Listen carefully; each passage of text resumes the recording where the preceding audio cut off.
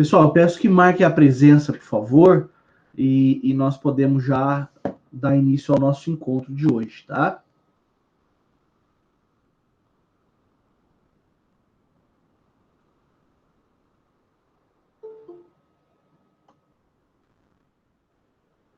Boa noite, sejam todos bem-vindos, todas bem-vindas, e vamos adiante. Bom, no último encontro, enquanto nós conversávamos a respeito das associações, né, ficou faltando abordar só um último tópico que ficou para a aula de hoje. Lembrando que segunda passada nós não tivemos aula por conta do feriado, né, de finados. Então, fazíamos o estudo das associações e ficou faltando lá o destino dos bens em caso de dissolução da associação. Né? O que quer dizer isso? A associação nem sempre será perpétua, né? Pode acontecer, e é muito comum, que a associação venha a ser dissolvida, que ela venha a deixar de existir, né?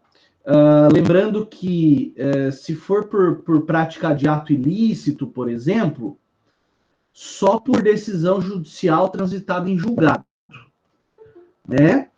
Mas, se for por vontade dos associados, então esses bens remanescentes, eles precisam receber uma destinação, né? Eles acabam tendo que ser dirigidos para algum lugar. Não dá para ficar aí esse patrimônio sem titular, né? Lembra que patrimônio sempre tem que ter um titular. Pois bem, nesse aspecto, o artigo 61 do Código Civil, ele nos traz aí uma solução, né? Qual que é? Bom, se o estatuto da associação... Boa noite. Se o estatuto da associação estabelecer um destino, então o estatuto deve ser cumprido, o que é pouco comum acontecer. Agora, no silêncio do estatuto, nós vamos aí para a leitura do dispositivo. Veja, artigo 61. A entidade de fins não econômicos designada no estatuto. Desculpa. Em caso de dissolução da associação, os bens remanescentes serão destinados a outra entidade, né, de fins não econômicos designada no estatuto. Omisso este, por deliberação dos associados, a instituição municipal, estadual ou federal de fins idênticos ou semelhantes. Então, volto a repetir. Boa noite. Vão chegando. Sejam bem-vindos, sejam bem-vindas. Eu repito, se o próprio estatuto já tiver a previsão acerca dessa destinação, o estatuto deve ser cumprido. Certo? Boa noite. Na ausência de determinação no estatuto, ou seja, no silêncio do estatuto, o Código Civil estabelece que, por deliberação dos associados, ou seja, por escolha dos associados, esse patrimônio vai para uma instituição no Estado, no município ou na União que se dedique a fim igual ou semelhante. Tá joia?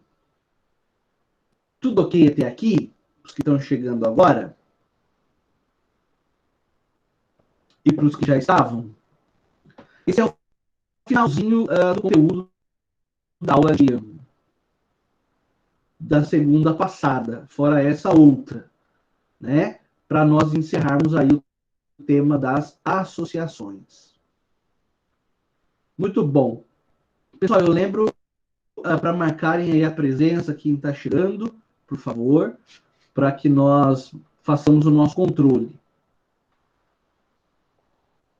Bom, passando adiante, então, com isso nós encerramos o tema das associações, tá bem?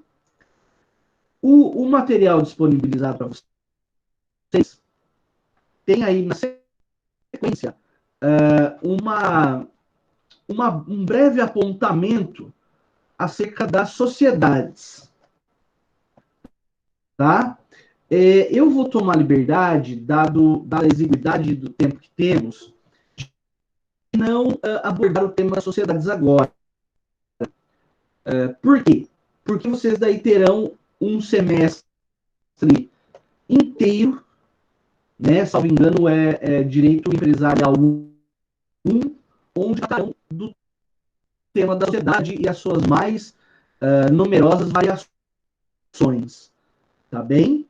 Então eu vou saltar esse assunto. Você pode ver que ele é bem curto de material, até de propósito, para não ingressar na matéria de outro colega professor, né? E por óbvio ele também não será cobrado em prova, né? Então o tema das sociedades você não precisa estudar agora. Claro que eu sempre recomendo a leitura para ter uma noção, mas não precisa estudar pensando em matéria que vai cair na prova. Tá joia? Passemos a falar agora, então, das fundações, turma. Que é o tema. Tudo bem. O clima também não está ajudando muito hoje a estabilidade da internet, né? Que é o tema, então, das fundações.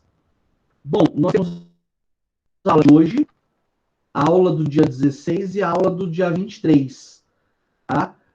Onde nós precisaremos abordar aí alguns temas de interesse ainda, como a fundações, desconsideração da personalidade jurídica e bens, tá? Fiquem tranquilos que nós vamos dar conta dessa tarefa. Bom, vamos adiante então. Lembrando sempre que você tem toda a liberdade aí para fazer perguntas, enfim, durante a aula, usando o nosso chat ou pelo microfone mesmo. Bom, fundações, turma. As fundações, elas são pessoa jurídica, claro, né? Estamos estudando aqui dentro do tema da pessoa jurídica, onde nós teremos uma ideia, inclusive, bastante aprofundada do que se trata. Mas isso não impede, depois, em direito administrativo, que também seja estudada essa matéria. O que acontece? É que aqui nós estudaremos as fundações de direito privado, ou seja, aquelas reguladas pelo Código Civil, enquanto que lá no direito administrativo o estudo se direciona para as fundações públicas, estudadas sob o aspecto de um regime jurídico de direito público, tá bom? Mas muitos dos conceitos que nós aprenderemos aqui também serão de interesse lá no direito administrativo. Se não me engano, já começa o mês que vem, administrativo 1, tá bom? Bom, quando nós estudamos associações, nós estabelecemos o seguinte: as associações são uma universalidade de pessoas, né? Expliquei que o que interessa é a característica da pessoa. E nós chamamos aquilo de universo personarum. Certo? Pois bem, agora, quando nós falamos de fundação, nós temos que entender que a fundação, ela é um coletivo de bens. É apartado daquela ideia de coletivo de pessoas. Então, a fundação é um coletivo de bens, pode fazer a pergunta. Também chamada de universitas personarum. Mas para mim não apareceu aqui o pedido para entrar. Viu? Porque aparece na minha tela aqui, até agora não apareceu nada.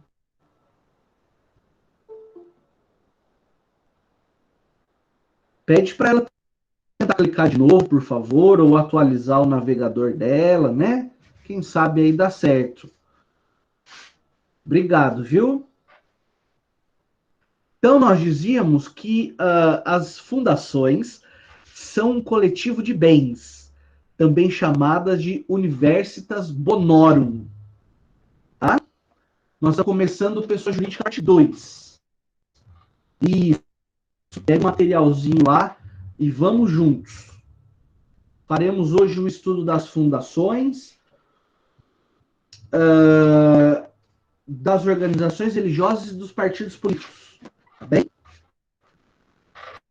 Então, turma, a fundação ela é um acervo de bens, um coletivo de bens voltado para uma finalidade específica. Bom, essa finalidade ela tem que ter previsão legal, né? Está no artigo 62 do Código Civil, e além disso, precisa ter a indicação da sua finalidade pelo instituidor, certo? Então, assim, algumas ideias iniciais para que a gente possa navegar nesse tema e aproveitar o máximo possível. Enquanto nas associações eu tenho várias pessoas se juntando, várias eu digo pelo menos duas, né? Se juntando e criando uma associação, na fundação eu tenho um indivíduo apenas, que é a figura do instituidor. Então, esse instituidor, ele destina bens do seu patrimônio para a criação de uma fundação. Essa destinação pode ser em vida, quando será exigida escritura pública, ou poderá ser por testamento. E daí vai ser no testamento, né? Vai ser ato de disposição de última vontade, né? Então, dei o exemplo no seguinte sentido. É muito comum isso, né? Um atleta famoso que tem aí um patrimônio vasto, né? Ele resolve criar uma fundação, né? É Fundação Fulano de Apoio às Crianças, certo? Ou esse mesmo atleta, com esse mesmo patrimônio, deixa um testamento. E quando ele morre, o testamento dele está dizendo algo mais ou menos assim. Reservo 20% do meu patrimônio para a criação de uma fundação de apoio às crianças. Tá? Então, eu vou repetir como foi pedido. Diferente da associação. Gente, não está aparecendo aqui o pedido dela para entrar na aula. Peço desculpa. Tá? Diferente de uma associação onde eu tenho um coletivo de pessoas, na fundação eu tenho uma figura tão somente, que é a figura do instituidor, e esse instituidor separa uma parte do seu patrimônio para a criação de uma fundação. Né? Então, atendendo aí o pedido de repetição que a Cecília fez, e conforme o Luiz perguntou, em vida só por escritura pública. Depois do falecimento, pode ser por testamento. Tá? Só um segundinho aqui. Jogo rápido.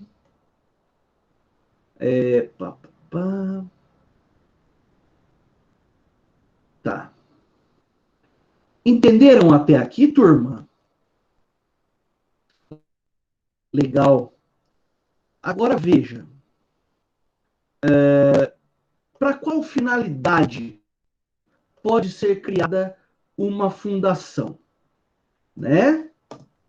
Bom, para nós sabermos a finalidade, nós temos que olhar ali no artigo 62. Espero que vocês estejam com ele aberto aí. Pode ter, Adeilson, pode ter regime tributário que seja fruto de compensação ou de isenção no intuito de incentivar a atividade.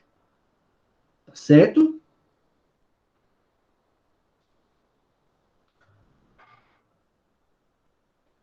Beleza. Vamos agora, então, para a leitura do artigo 62, parágrafo único. Vamos ele inteiro. Para criar uma fundação, o seu instituidor fará, por escritura pública ou testamento, dotação especial de bens livres, especificando o fim a que se destina e declarando, se quiser, a maneira de administrá-la. Nós vamos aprofundar nesses detalhes. No parágrafo único, nós temos ali uma série de incisos que eu recomendo que você leia, né, e memorize, que trata aí das finalidades que uma fundação pode ter, uma fundação privada, né? Então, assistência social, cultura, defesa, conservação do patrimônio histórico e artístico, educação, saúde, segurança alimentar e nutricional, defesa, preservação, conservação do meio ambiente, promoção do desenvolvimento sustentável, pesquisa científica, desenvolvimento de tecnologias alternativas, modernização de sistemas de gestão, produção e divulgação de informações e conhecimentos técnicos e científicos, promoção da ética, da cidadania, da democracia e dos direitos humanos, atividades religiosas. Dessa leitura rápida que fiz, beleza, Pamela. Nós percebemos, então, que todas essas finalidades são de interesse coletivo, concorda? Né? São de interesse coletivo. Pois bem, dando sequência no nosso roteiro, nós vemos lá que essas fundações elas podem ser particulares ou públicas, como eu havia dito para vocês. Então, só para a gente sistematizar. As particulares regidas pelo Código Civil, né? E as públicas, elas são criadas pelo Estado, geralmente por lei, né? Uma lei que autoriza a criação de uma fundação, e elas, nesse caso específico de serem uma fundação pública, elas são regidas por normas de direito público. O que isso gera de diferença, por exemplo? A ideia que foi perguntada há pouco. Ela, eventualmente, ela pode ter imunidade tributária. Tá? Que é a prerrogativa constitucional de não pagar impostos. Tá? E além de outras nuances que não vale a pena nós gastarmos tempo com isso, porque será objeto de estudo em direito administrativo. Pois bem, quais elementos são necessários para que eu tenha uma fundação? O primeiro elemento, como nós já repetimos no início da aula, o primeiro elemento é o patrimônio. Então, para que exista a fundação, é preciso a dotação de patrimônio livre e suficiente para a criação dessa fundação. Sem patrimônio, não há nem se começar uma conversa relativa a fundações. E o segundo elemento é a finalidade ou o fim a que ela deve destinar-se. São esses incisos do parágrafo único do artigo 62, dos quais fiz a leitura, né, onde nós percebemos a existência de um interesse coletivo em cada um desses fins. Claro que, antes de mais nada, a fundação ela não pode ter finalidade lucrativa. E aí, nós vamos repetir tudo aquilo que foi dito com relação às associações. Então, dizer que não pode ter finalidade lucrativa não significa afirmar que a fundação, desculpa, deve operar sempre no prejuízo. Lembrem, não ter finalidade lucrativa significa que não há distribuição do resultado positivo das finanças da fundação. Todo o dinheiro arrecadado, todo o lucro deve ser revertido para a própria fundação, para a sua manutenção e a sua melhoria. Nunca esse dinheiro deve ir para, por exemplo, os administradores da fundação. Certo? Então, o lucro ele deve ser reinvestido na própria fundação.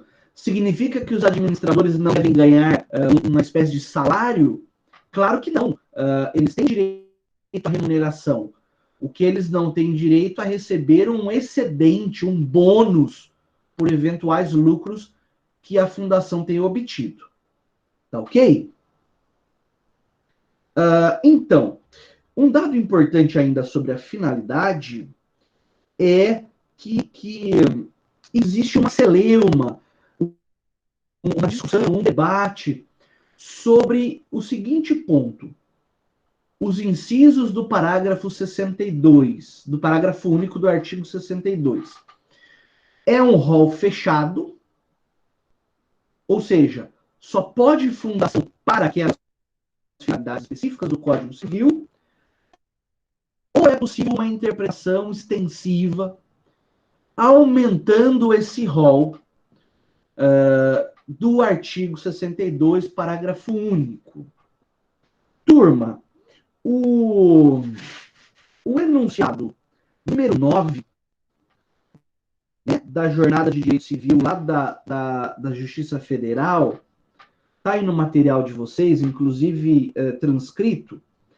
Esse enunciado número 9, ele estabelece o seguinte: o artigo 62, parágrafo único do Código Civil, deve ser interpretado de modo a excluir apenas as fundações de fins lucrativos.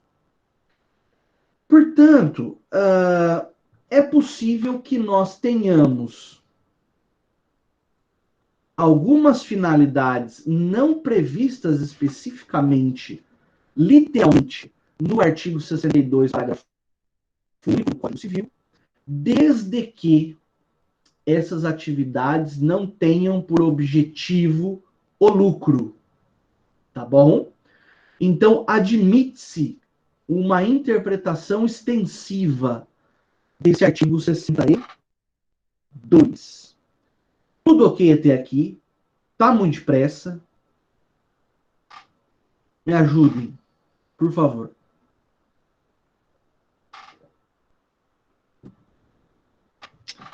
Então, vamos que vamos. Como eu disse para vocês,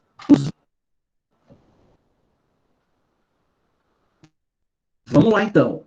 Com relação ao enunciado 9 da Jornada de Direito Civil, promovida pela Justiça Federal, se admite finalidades para além daquelas previstas expressamente no artigo 62, parágrafo único, desde que essas finalidades não tenham como objetivo principal o lucro. Então, é possível outras finalidades de interesse coletivo e não lucrativas, além daquelas já previstas pelo legislador no Código Civil. Tá bom? Pois bem, quando nós falamos a respeito da dotação de bens, eu disse para vocês o seguinte: a fundação, diferente das associações, que as associações que são coletivos de pessoas, as fundações são coletivos de bens. O instituidor, para criar uma fundação, por exemplo, o atleta lá, né? O atleta, um empresário, enfim, né? Alguém que tem aí patrimônio suficiente para a criação de uma fundação. Esse instituidor, ele deve fazer uma dotação. Dotação você pode entender como uma doação, tá? Uma doação de bens livres e suficientes. O que quer dizer isso, né?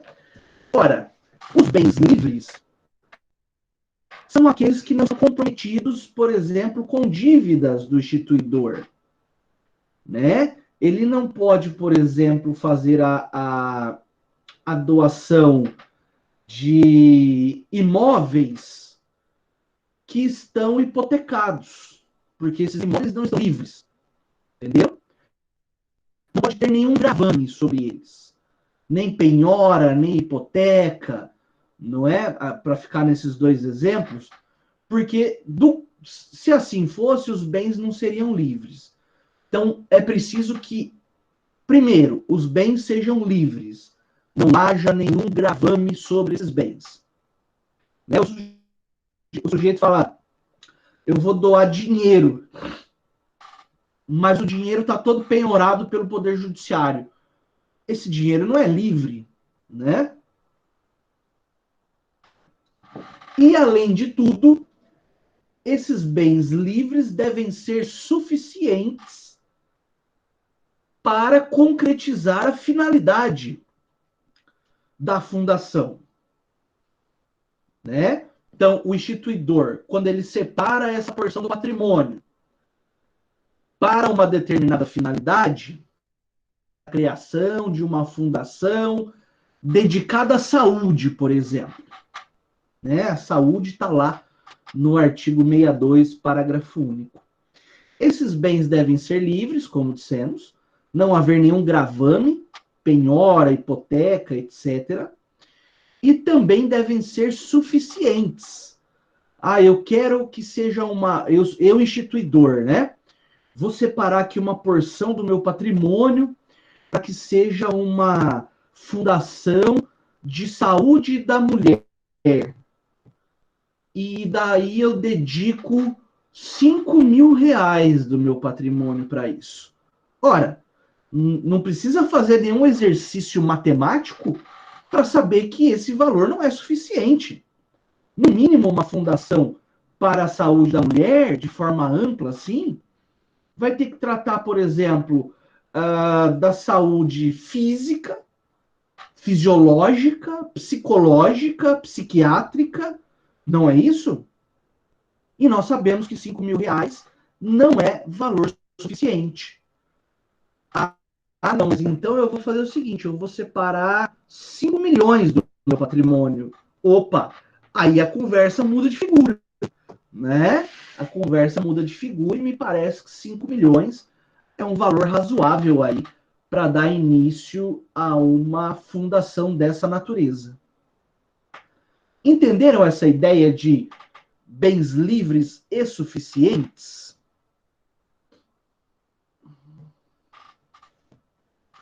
Hã? Fácil, né? Agora eu pergunto,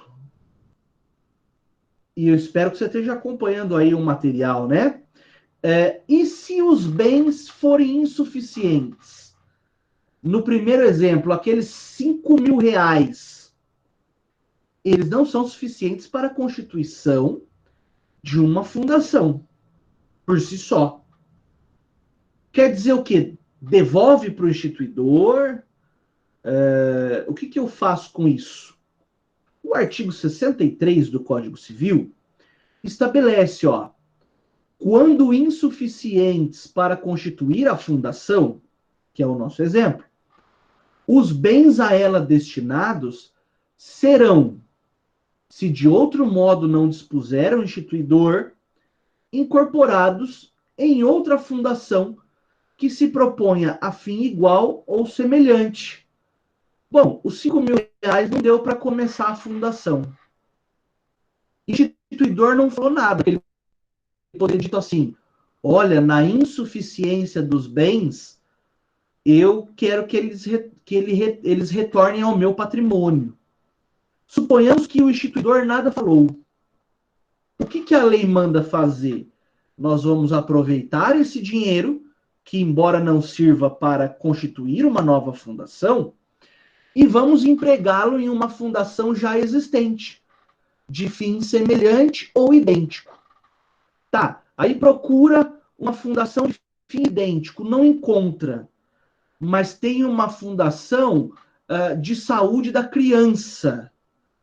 Ora, nada impede que esse valor seja destinado para essa associação, que é um fim semelhante, está na área da saúde também. Certo? Agora, é claro que essa operação de destinação do valor para outra fundação de fim idêntico ou semelhante somente será feita no silêncio do instituidor. Porque caso o instituidor determine que na insuficiência dos bens eles devem retornar ao seu patrimônio, assim deverá ser feito. Né? Então, aqui é um claro exemplo de respeito à vontade do instituidor. Alguém poderia até dizer assim, é um claro exemplo do predomínio do interesse particular sobre o público. Né?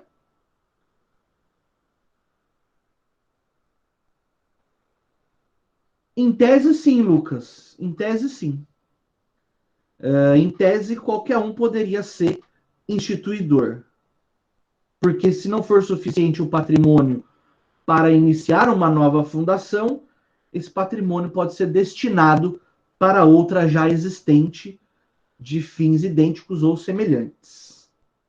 Certo?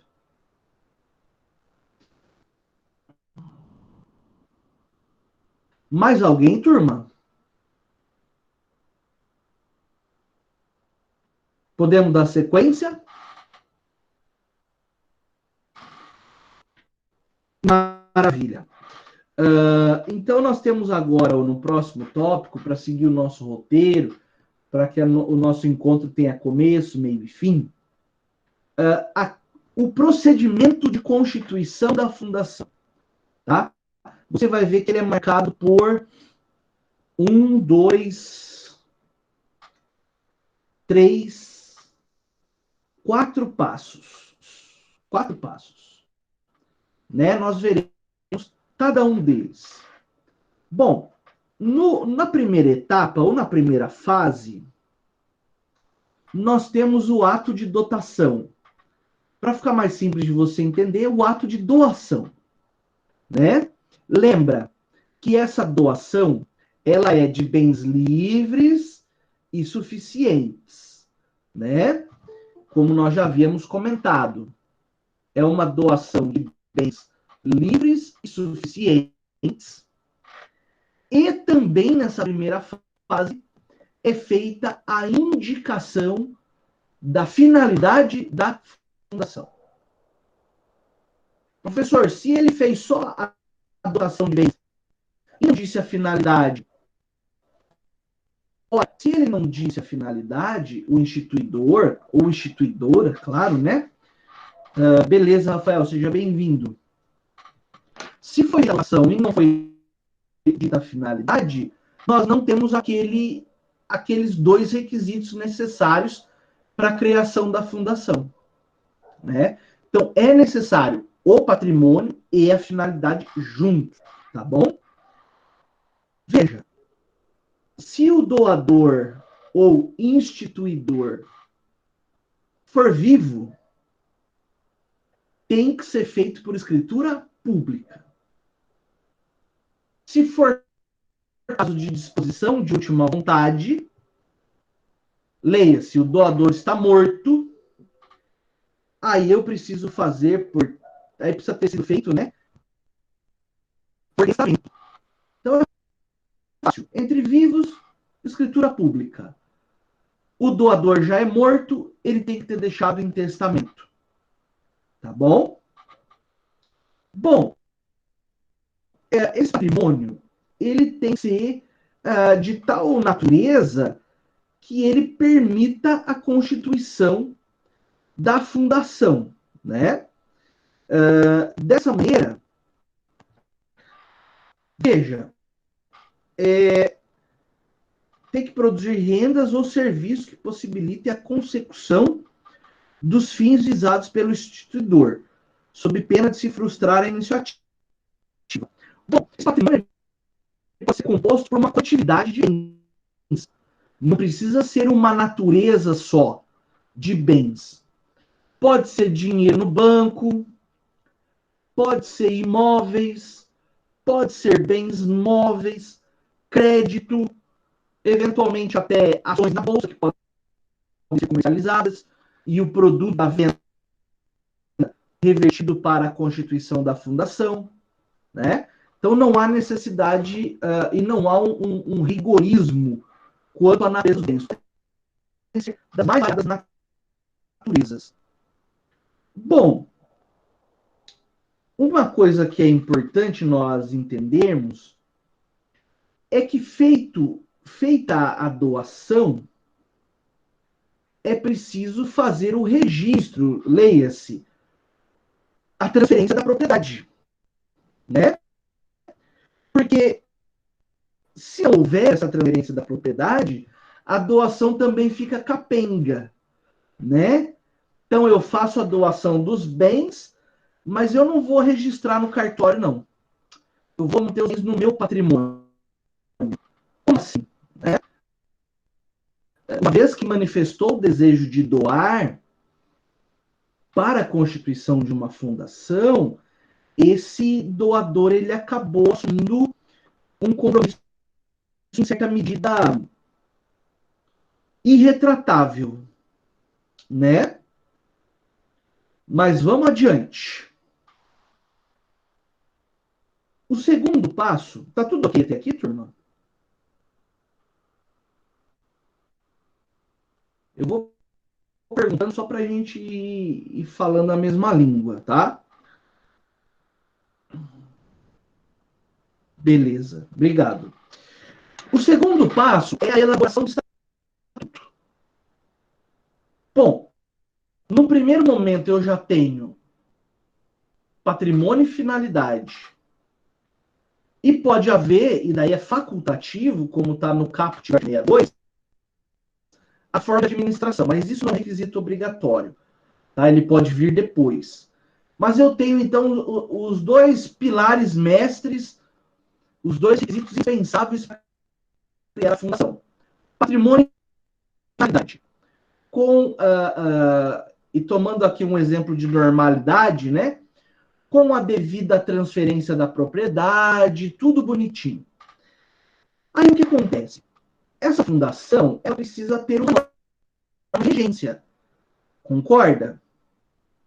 Toda pessoa jurídica tem uma norma de regência, uma norma interna, que ora nós chamamos de estatuto para as fundações e associações, ora nós chamamos de contrato social para as sociedades empresárias. Mas essas normas, e desculpe ser redundante, elas são as leis da fundação.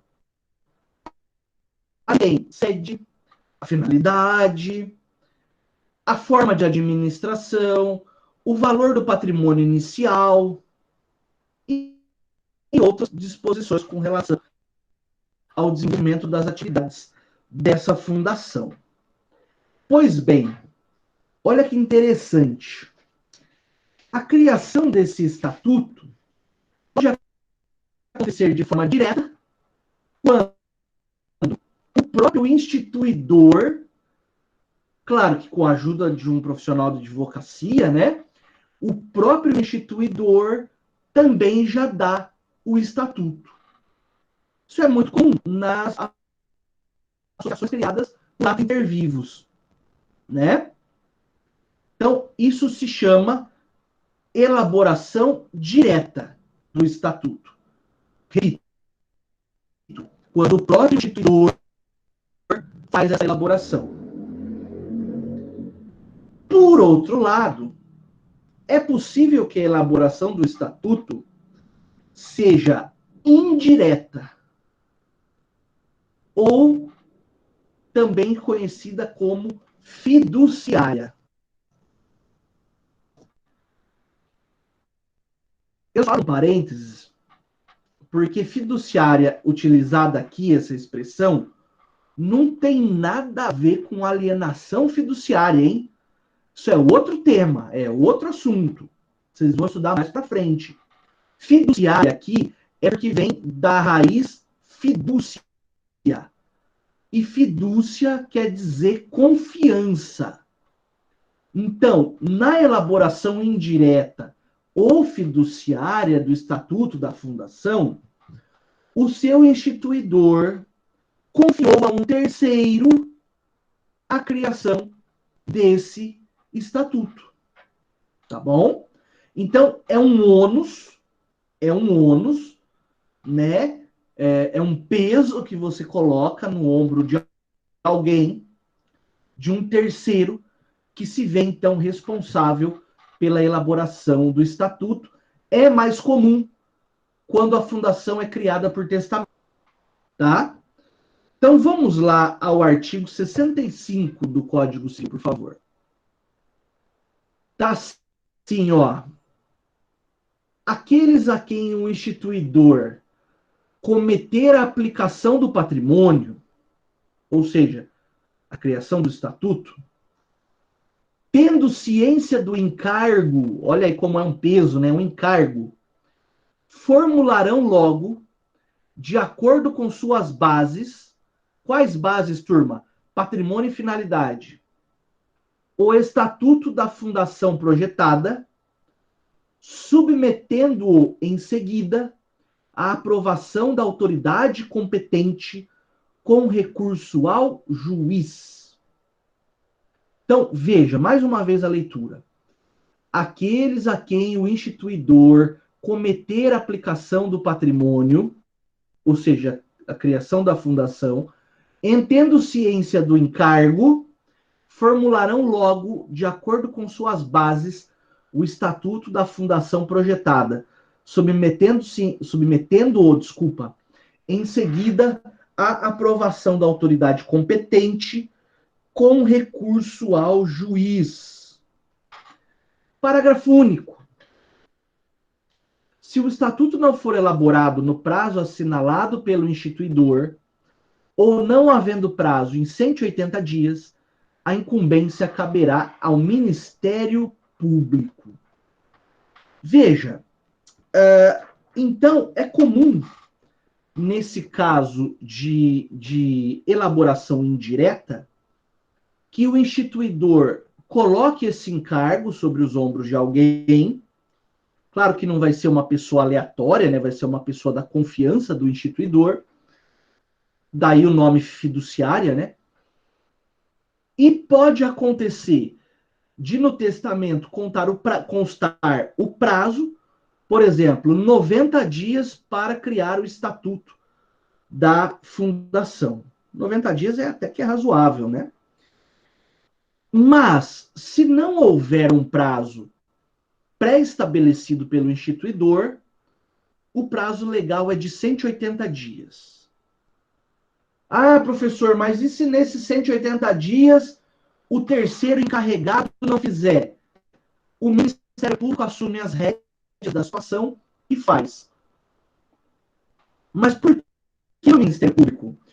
Porque, veja, as finalidades da fundação são finalidades de interesse coletivo. Daí a justificativa para a atuação do Ministério Público. Tá bom? Como aí numa espécie de guardião dos interesses sociais, que inclusive está previsto no artigo 127 da Constituição, né, como uma das missões do Ministério Público, proteger os interesses sociais. O MP vai e assume o lugar do encarregado desidioso e ele mesmo faz essa instituição. Até a parte do juiz.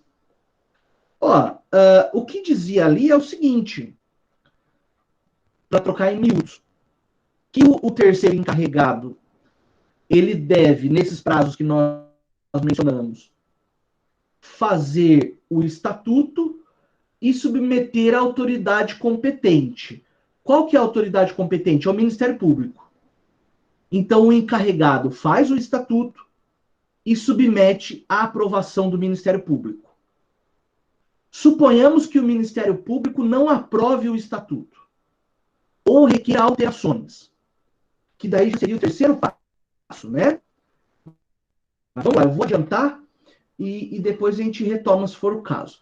Então, suponhamos que o Ministério Público não concorda com o estatuto elaborado ou requer diligências, melhoramentos, alterações. E o terceiro encarregado discorda do promotor ou do procurador, conforme o Ministério Público atuante. Aqui é promotor de justiça mesmo. Veja, a vida é assim, ninguém é obrigado a concordar, né? E daí, então, o que esse terceiro pode fazer? Ele pode apresentar um recurso ao juiz. Então, esse é um caso muito excepcional, no qual o juiz de primeiro grau atua como órgão recursal, né? E daí o juiz analisando esse recurso, ele dará razão para um dos envolvidos agora numa espécie de litígio, né? Nessa discordância, nessa briga, para falar de forma mais simples. Entendeu?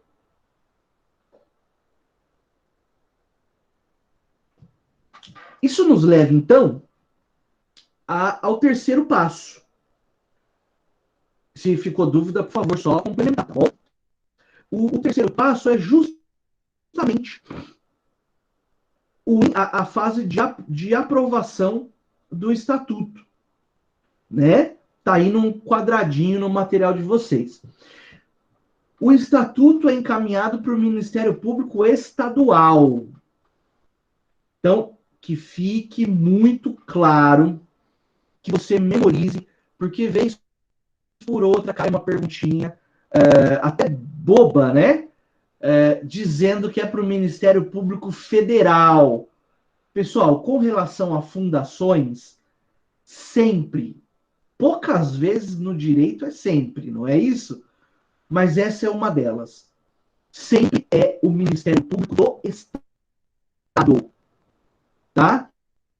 Ah, professor, mas a fundação tem sede numa zona lindeira, né, de divisa entre dois estados, não tem problema.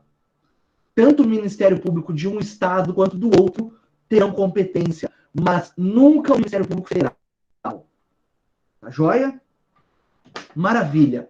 Então, vai lá para o Ministério Público Estadual esse estatuto que vai, por enquanto, ele é um esboço, né? Ele é um esboço de estatuto que foi feito pelo terceiro na elaboração indireta ou mesmo pelo próprio instituidor na elaboração direta. Aqui, essa fase de aprovação do Ministério Público, pouco importa se o estatuto foi feito de forma direta ou indireta, tá? Tanto num caso quanto no outro, tem que ser submetido à análise ministerial, tá bom? Então, o Ministério Público, de posse desse documento para análise, ele tem o prazo de 15 dias, né, para analisar, e ele olhará, por exemplo, se o objeto da fundação, se a finalidade da fundação é lícita, e daí, assim, utilizou, beleza, André, se a fundação, por exemplo, tem finalidade naquele parágrafo único do artigo 62, um daqueles casos, pronto, a finalidade é lícita, né? Se os bens são suficientes e livres, né? Se foram observadas as diretrizes que o instituidor criou, quando nós estamos falando de elaboração indireta, então o promotor vai olhar todos esses pontos daquele estatuto que foi submetido à análise. No caso de 15 dias, ele pode chegar a 3 conclusões. Primeiro, pela aprovação. Está aprovado, o caso nem chega até o Poder Judiciário, nem chega até o juiz. Segundo, desaprovação, porque houve alguma irregularidade que não dá para consertar. Ou uma terceira posição, uma terceira conclusão, que é a necessidade de alterações no estatuto. Bom, nas hipóteses 2 e 3, reprovação e modificação, o interessado, o próprio instituidor ou o terceiro que está fazendo em nome daquele, podem recorrer ao Poder Judiciário. Né? E daí o juiz vai se manifestar a respeito do caso, razão ou ao Ministério Público, ou ao instituidor, ou ao terceiro encarregado. É claro, né, que da decisão judicial vai caber recurso ao tribunal, óbvio. Isso é óbvio, né? Para que o tribunal também venha analisar a questão, o princípio do duplo grau de jurisdição, né, que é uma garantia fundamental. Certo? Beleza. Finalizada essa parte de aprovação,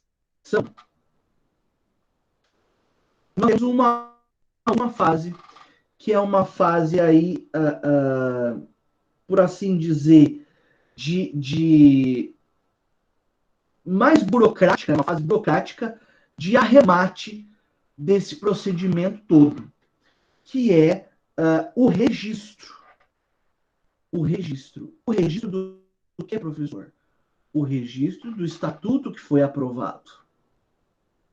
Seja com modificações ou sem modificações, com recurso ou sem recurso, né? O estatuto acaba, ao final, na nossa hipótese, recebendo aprovação. E a partir dessa aprovação, o próximo passo tem que ser o registro desse documento. Pois bem, o registro da fundação, ou melhor, do estatuto da fundação, será realizado lá no cartório de registro civil das pessoas jurídicas, né? Conforme o artigo 1150 do Código Civil e o artigo 114, inciso 1 da Lei de Registros Públicos.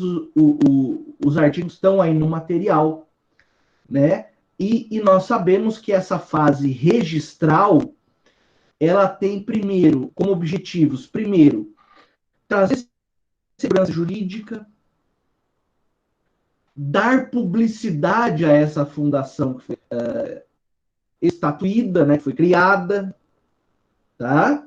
E a partir do registro, lembrem sempre, sempre, sempre, que é a partir do registro que a fundação tem personalidade jurídica.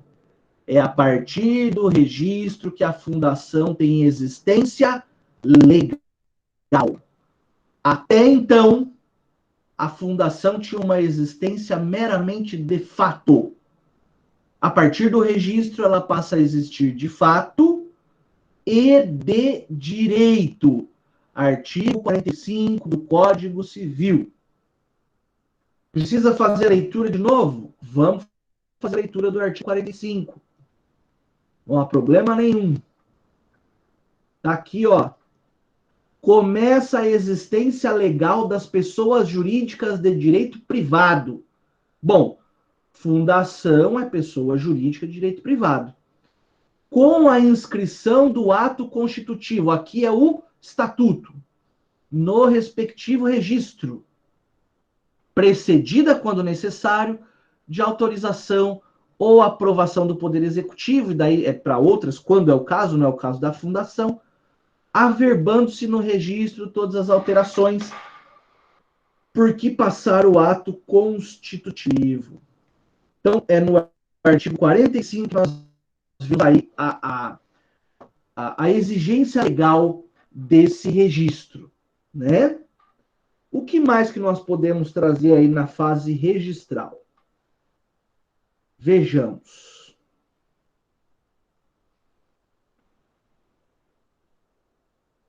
Claro, é uma vedação que tem no artigo 115, está aí no material de vocês, que não vai ser registrado nenhum ato constitutivo de pessoa jurídica que tenha como objeto atividades ilícitas, nocivas ao interesse social, perigosas ao bem público. Isso é uma questão de lógica, né? Uma questão de resguardo do sistema.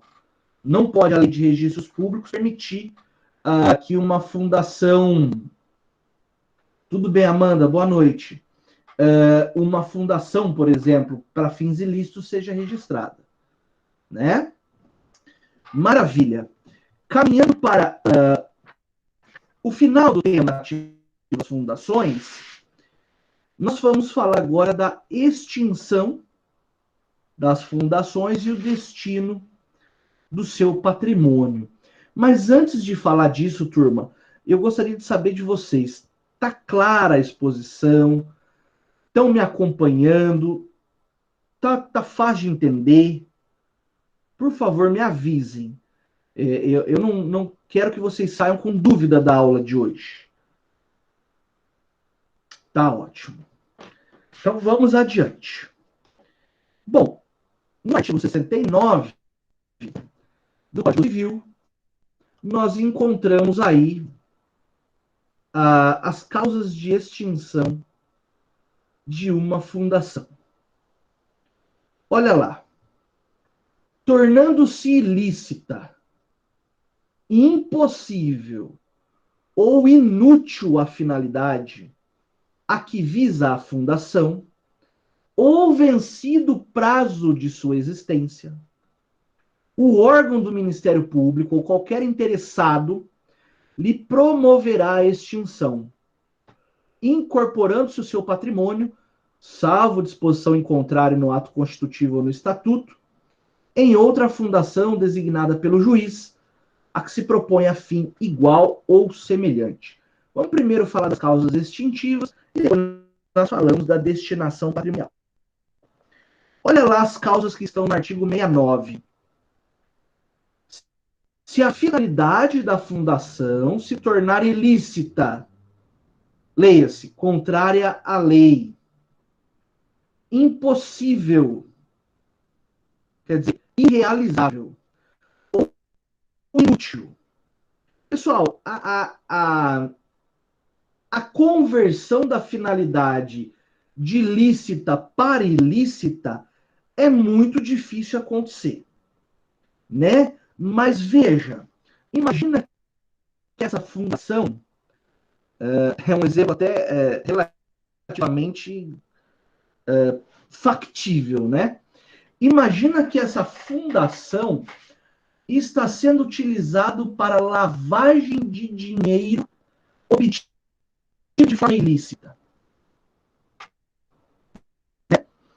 Então, o dinheiro vem, por exemplo, de uma atividade criminosa e ele é lavado, recebe áreas de legalidade através da fundação. E aqui é através mesmo, passando pelo meio dela, né? Ora, essa finalidade passou a ser ilícita porque a fundação não pode ter como objetivo cobertar criminalidade, né? Depois, a impossibilidade. Pessoal, a impossibilidade, geralmente, ela vem das dificuldades financeiras que a fundação pode vir a passar. Por exemplo, por má administração. Aí o patrimônio da fundação já não é suficiente mais para que ela funcione adequadamente.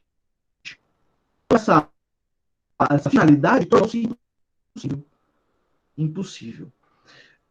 E com relação à inutilidade, imagina uma associação de saúde. O maior é a saúde. e o subtema é o estudo de uma vacina para o combate a determinada doença. Mas no cenário atual, se fosse criada uma fundação específica para estudos e desenvolvimento de uma vacina contra a Covid-19. Ora, uma vez que essa vacina foi desenvolvida, não necessariamente pela fundação, mas uma vez que a vacina foi desenvolvida e a sociedade foi imunizada, essa associação já não tem mais utilidade, não é? Para a sociedade. Ela, de certa forma, exauriu o seu objetivo, né? Chegou ao fim da sua finalidade. Certo?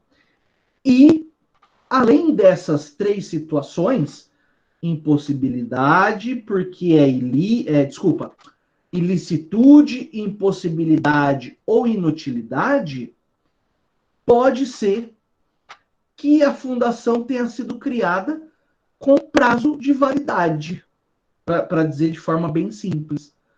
Né? O instituidor falou, olha, eu vou criar uma associação de proteção ao patrimônio ambiental e essa fundação funcionará por 25 anos.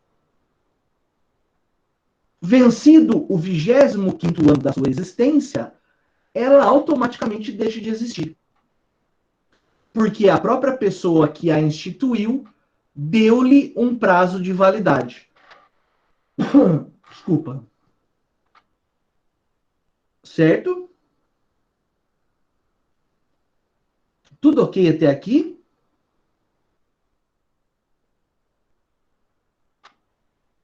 Ok. Lembrem que, como nós lemos no dispositivo, no caso de vencimento do prazo, ilicitude, impossibilidade e inutilidade, cabe a qualquer interessado ou ao Ministério Público promover a extinção da fundação. Quando nós falamos qualquer interessado, turma, tenha em mente que é alguém que tenha interesse jurídico, né, que tenha um mínimo de vinculação com aquela fundação. Por exemplo, um administrador da fundação ou o presidente da fundação, certo? Se houver um conselho deliberativo da fundação, tem que ter interesse. Ah, beleza, beleza. O tempo tá oscilando mesmo. Tem que ter, então, esse mínimo de interesse jurídico. Não vai eu lá, qualquer do povo, né? Eu tenho interesse em ver extinta aquela fundação, porque eu fiquei sabendo que ela vai mal das pernas e tal, só registra prejuízo. O juiz vai falar, não, você não tem interesse processual, né? E nem interesse material em provocar essa extinção. Lembra que, conforme está escrito no próprio artigo 69, cabe então ao Ministério Público e ao interessado. Nós estamos ali, Sibeli, na leitura do artigo 69 aí do material, do artigo 69, que trata da ilicitude, impossibilidade, inutilidade e vencimento do prazo de existência. Tá bom? Artigo 69. Pois bem, o que fazer? O meu aqui não está dividido em páginas, peço desculpa. O que fazer com o patrimônio que eventualmente sobrou dessa fundação que foi extinta? Faço a leitura de novo do artigo? Olha lá. Vou pegar o finalzinho dele, tá? Incorporando-se o seu patrimônio, salvo disposição em contrário no ato constitutivo ou no estatuto, em outra fundação designada pelo juiz, que se proponha a fim igual ou semelhante.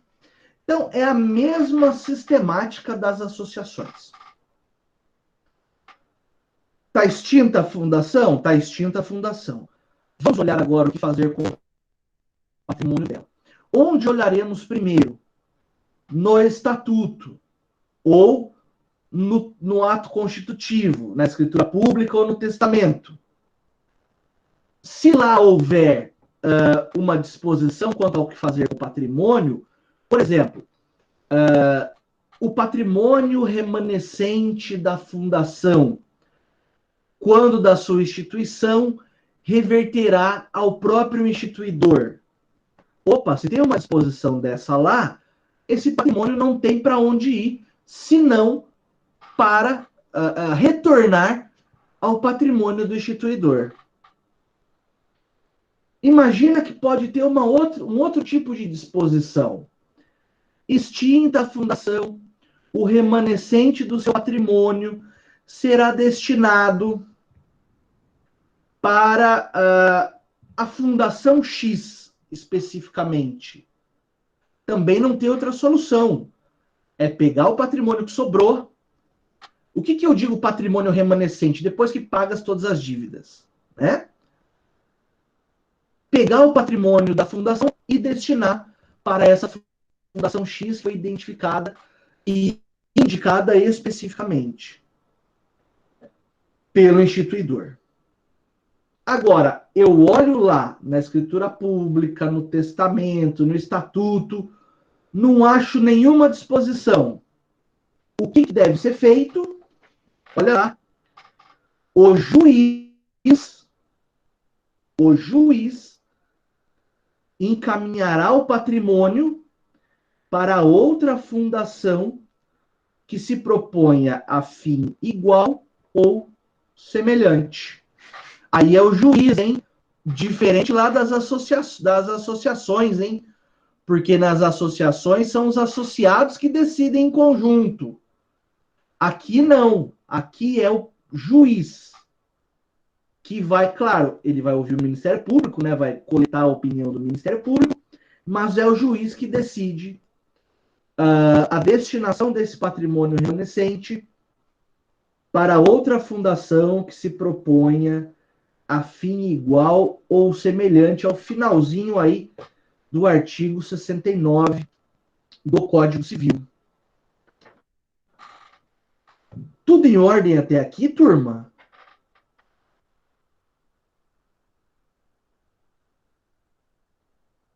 Agora vai, para arrematar. E se não existir nenhuma fundação de fins iguais ou semelhantes para as quais o juiz possa destinar esse patrimônio?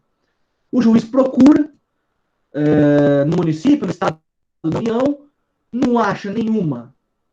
É uma fundação muito específica essa que está sendo extinta. A doutrina traz a solução, porque a lei não menciona isso. Então, veja, se o juiz procura outra fundação, fins iguais ou semelhantes, e não encontra, a doutrina diz que esses bens são declarados vagos. O que quer dizer um bem vago? Sem dono. Sem dono. E daí eles vão para o município ou Distrito Federal, se for nas respectivas circunscrições, né? Por exemplo, uma fundação de âmbito municipal situada na Grande Ribeirão Claro.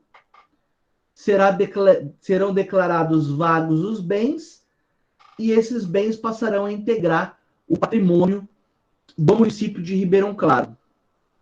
Se essa fundação está situada no Distrito Federal, então é o Distrito Federal que incorpora, porque você sabe que o Distrito Federal ele é um ente híbrido. O Distrito Federal ele é um pouco estado, um pouco município. Ele é um pouco de cada. Agora, se não encontrou, se ela não está situada, né, em município ou no Distrito Federal, mas sim está em um território federal,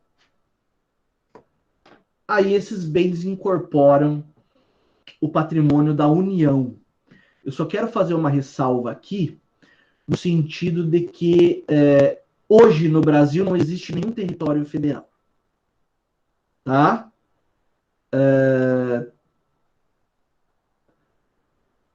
Já ouviram falar a respeito disso, né? Território federal? O que é o território federal, turma? É uma descentralização administrativa da União. Fernando de Noronha já foi um território federal. Hoje ele não é mais, hoje ele é incorporado ao Estado, né? Então, essa possibilidade de incorporação à União, hoje ela é remota, hoje ela é impossível, na verdade, de acontecer. Mas é possível a incorporação ao patrimônio do município e ao patrimônio do Distrito Federal. Eu falo distrito, do Distrito Federal. Você vê aí que o Estado está excluído. Também é uma diferença com relação às associações. Tudo ok até aqui? Pessoal, eu sei que a aula hoje estou falando um pouco mais rápido do que o normal, eu sei que ela está bastante movimentada aí, né, em termos de matéria. Nós temos aí no relógio 22h28, quer dizer que eu tenho pelo menos mais 20 minutos com vocês, e eu vou usar até o último segundo hoje, tá?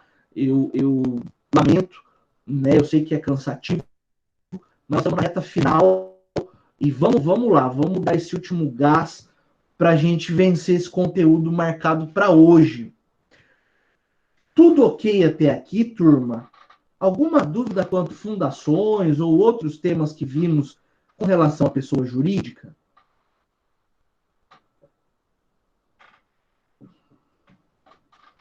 Então vamos adiante. Agora, nós vamos falar de forma bem abreviada, tá? Bem abreviada. Com relação a organizações religiosas, é difícil, né, Ana Júlia? Esse tempo tá gerando essas quedas de energia mesmo. Mas fica tranquila que depois a aula vai lá pro ambiente conhecer, né? E se for preciso fazer uma revisão, você vai ter à disposição lá o material. Eu quero falar com vocês agora sobre organizações religiosas e, na sequência, partidos políticos, 10 minutinhos de cada, só para que nós possamos entender essas duas pessoas jurídicas que estão previstas, né, lá no nosso artigo 44 do Código Civil. Pessoal, a existência das organizações religiosas, ela, em certa medida, antecede até a própria concepção moderna de direito, não é verdade? A ideia de haver religiões, ela acompanha a humanidade desde que iniciou-se aí a nossa evolução, o nosso processo evolutivo enquanto espécie. Nada mais natural que o Estado reconheça as organizações religiosas como uma pessoa jurídica, né? Uma pessoa jurídica digna de proteção, claro, óbvio, né? Por quê? Porque as organizações religiosas, elas são responsáveis pela concretização de um valor constitucional muito importante, que é a liberdade de crença, não é? O aspecto religioso, em qualquer estado, ele é importante, no sentido de essas organizações religiosas gozem de proteção tanto constitucional quanto de proteção legal, infraconstitucional. Então, veja, é interessante porque elas não podem ser consideradas associações, também não são sociedades, porque não têm fins lucrativos, e também não são fundações. Então, é uma pessoa jurídica específica. É aquilo que nós chamamos de uma pessoa jurídica sui generis, né, com características próprias. Nesse aspecto, turma, nós temos que memorizar a ideia de proteção estatal, mas também uma ideia de separação entre Estado e Igreja, né? Para dizer de forma ampla, o Estado brasileiro é constitucionalmente um Estado laico. O que quer dizer isso? Não tem religião oficial. Quando o Brasil era império, na Constituição de 1824, existia uma religião oficial, que era a religião católica, e nesses casos o Estado é chamado de um Estado confessional, né? Mas, a partir da proclamação da República, com Deodoro, então nós passamos a constituir, na nossa tradição constitucional, um Estado laico, ou seja, não tem uma religião oficial, mas ao mesmo tempo respeita todas as religiões, né? Bom, essa entidade religiosa, ela não se limita a um fim, apenas a um fim, né? Porque essa entidade religiosa ela é um complexo de atividades, certo? Ela é um complexo de atividades. E nada impede, inclusive, que determinada organização religiosa tenha uma fundação, por exemplo, né? Que também tem que ser voltada para esses fins religiosos, eclesiásticos, né? E tudo mais. Pois bem, nesse aspecto, turma, eu vou destacar aqui apenas alguns dados. Primeiro, que as organizações religiosas não estão submetidas ao pagamento de impostos. Ó, bem claro, hein? Vai estar na prova. Ela não paga impostos. Quer dizer que ela paga taxas e outras eventuais contribuições. Tá bom? Então tá aí, ó. A imunidade é só para impostos. Certo?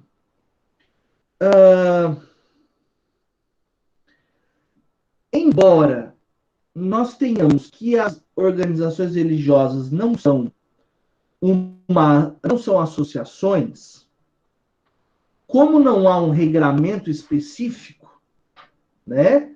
Não há uma lei específica tratando, por exemplo, um código das organizações religiosas, isso não existe, nada impede que se aplique, no que for cabível, as normas referentes às associações.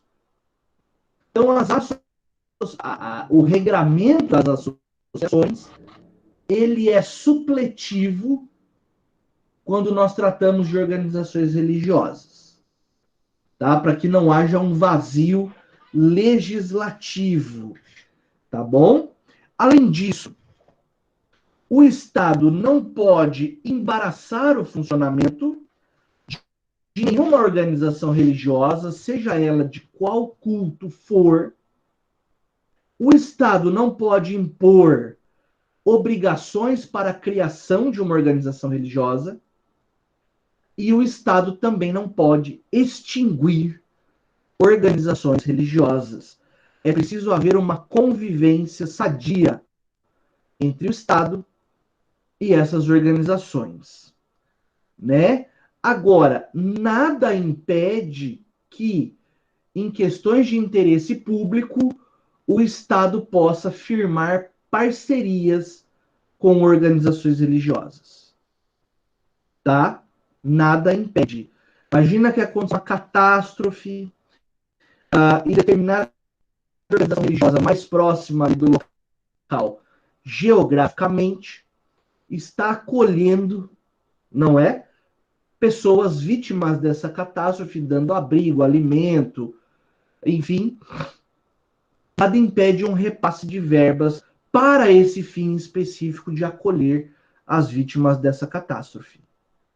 Mas, em situações de normalidade, não é dado ao Estado financiar organizações religiosas.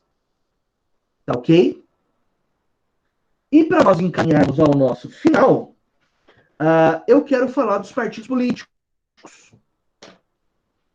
Os partidos políticos também não se enquadram de forma exata nem no conceito de associações, nem no conceito de fundações, e muito menos no conceito de sociedades. Né? Porque, embora o partido político não tenha fim lucrativo, ele não se encaixa de forma exata em nenhum desses três conceitos, né? Bom, o que alguns doutrinadores dizem, turma, é que no nosso sistema político eleitoral a presença dos partidos políticos é indispensável. Por quê? Porque a Constituição brasileira, lá no artigo 14 e seguintes, acho que do 14 ao 16, que trata de direitos políticos, a Constituição Federal, ela veda a candidatura avulsa, não é verdade? Inclusive, é tema de debate de tempos em tempos, né? O que quer dizer isso? Quer dizer que uma pessoa, para que ela possa concorrer a um cargo eletivo, seja municipal, estadual ou federal, ela obrigatoriamente tem que estar filiada a um partido político. E isso é o requisito da alistabilidade. A pessoa tem que... É alistabilidade? A pessoa tem que estar, então, vinculada a um partido político, não é? Para, então, poder concorrer ao pleito. Então, a doutrina eleitoralista, por exemplo, na obra do ministro Luiz Fux, tem uma obra sensacional sobre direito eleitoral, escrita, entre outros, com o professor Carlos Eduardo Frazão, conceitua-se o partido eleitoral, o partido político, como corpos intermediários entre o cidadão e o exercício do poder, né? Corpos intermediários entre o cidadão e o exercício do poder. Nesse aspecto, turma, os partidos políticos recebem uma peculiaridade com relação aos seus registros. O partido político, quando ele é criado, ele precisa ter o registro no cartório de registro das pessoas jurídicas, ele tem que ter um registro civil, mas ele também tem que ter o seu estatuto aprovado e registrado no Tribunal Superior Eleitoral.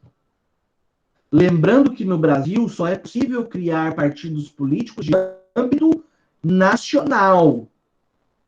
Diferente da Argentina, por exemplo, que admite a criação de partidos políticos de âmbito distrital.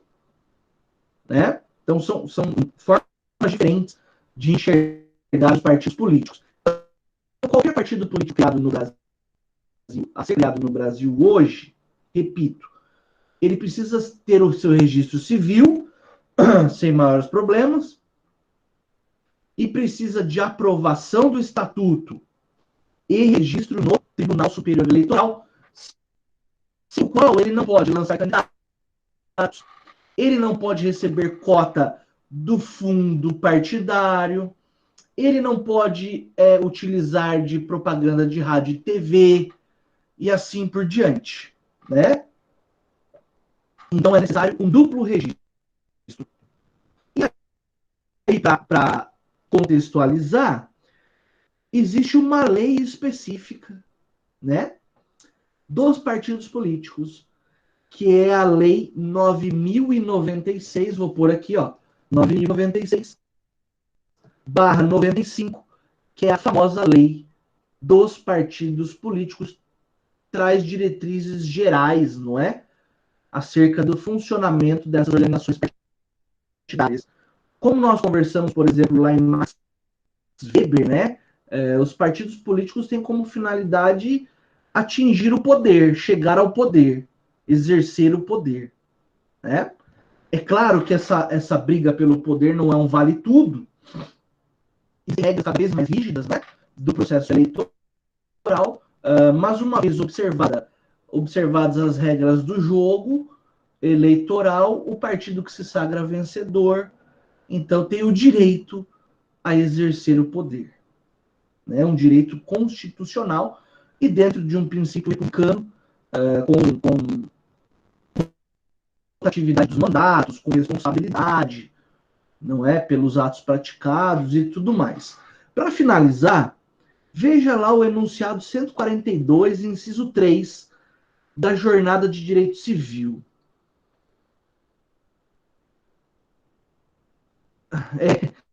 O que é que muita coisa é insight, né? Ah, tá.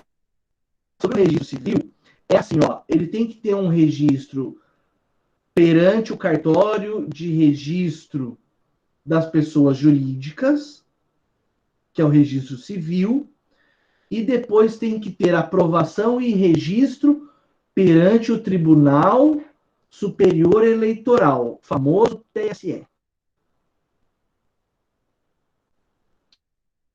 Beleza.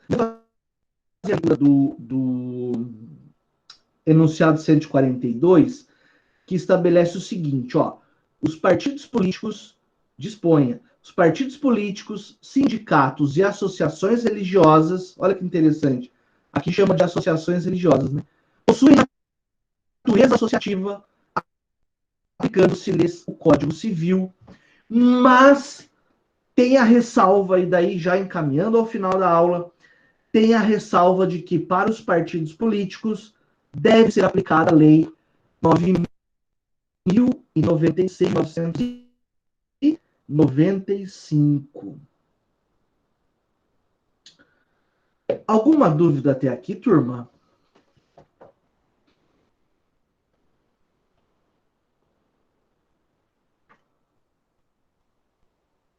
Tranquilo? Ótimo. Bom, para o próximo encontro, nós conversaremos sobre desconsideração da personalidade jurídica, tá? Eu vou, claro, como sempre, material com antecedência, peço que, se possível, façam uma leitura prévia. Falaremos na próxima aula sobre desconsideração da personalidade jurídica e já começaremos a conversar sobre bens, tá bom? Eu agradeço, turma, a presença de vocês, desejo uma boa semana, todas, seja uma semana produtiva para todos nós, bom descanso